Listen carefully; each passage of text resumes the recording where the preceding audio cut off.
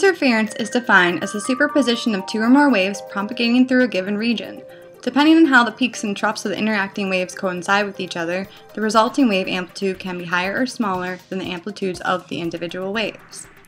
Professional audio engineers avoid interruption in order to record music that is auditorily appealing to listeners.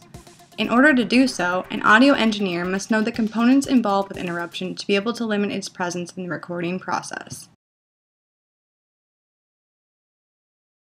Constructive interference is when two or more waves of equal frequency and phase combine to result in their mutual reinforcement and producing a single amplitude equal to the sum of the amplitudes of the individual waves. An example of this is playing several notes G, B, and D, combining them to get a G major chord. If you combine C, E, and G, you get a C major chord. Combine D, F sharp, and A, you get a D major chord.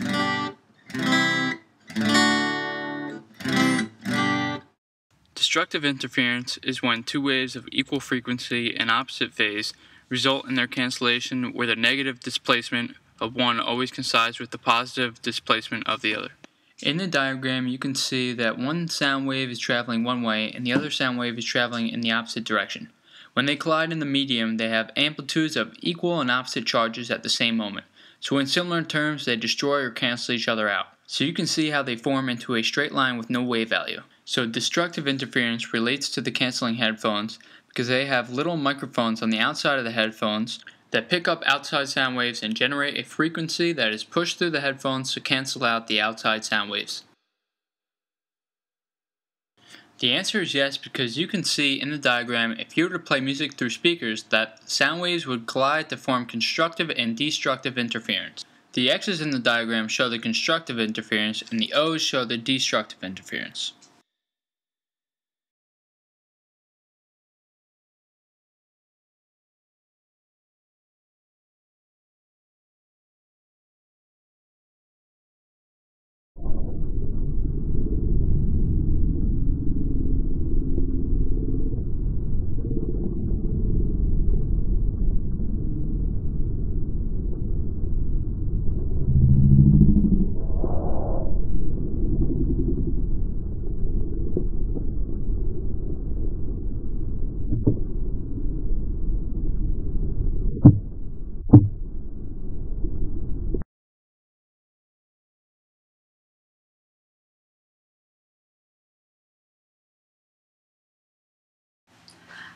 While composing music, constructive interference is often used in the chorus of a song to achieve a louder volume level, thereby producing a fuller sound. To demonstrate, I will be singing an A note, and I'll be singing that same A note one octave lower.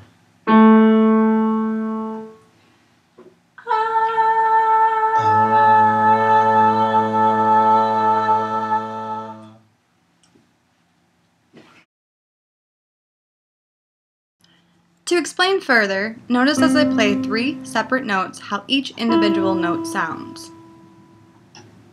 Now, listen as I combine the three notes and play them as a chord. When played as a chord, the three separate sounds or frequencies combine to form one single sound or frequency, thus representing the harmonic interference established when sound waves come together.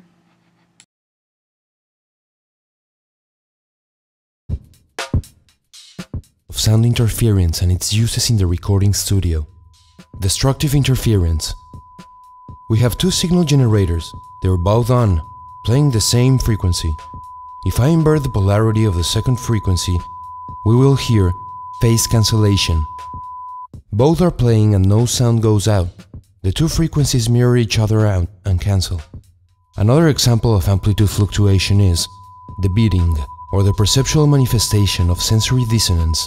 Is most used while tuning instruments, and it is more noticeable when sound waves are almost the same but not completely.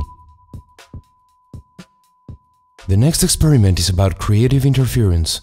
If we combine two different inharmonic frequencies, it will raise the total output above -10 decibels, but if we raise the frequency to the same as the first signal generator, the crest of one will overlap to the other, their individual effects will add together, and the result is a wave of increased amplitude with a -5 decibel value.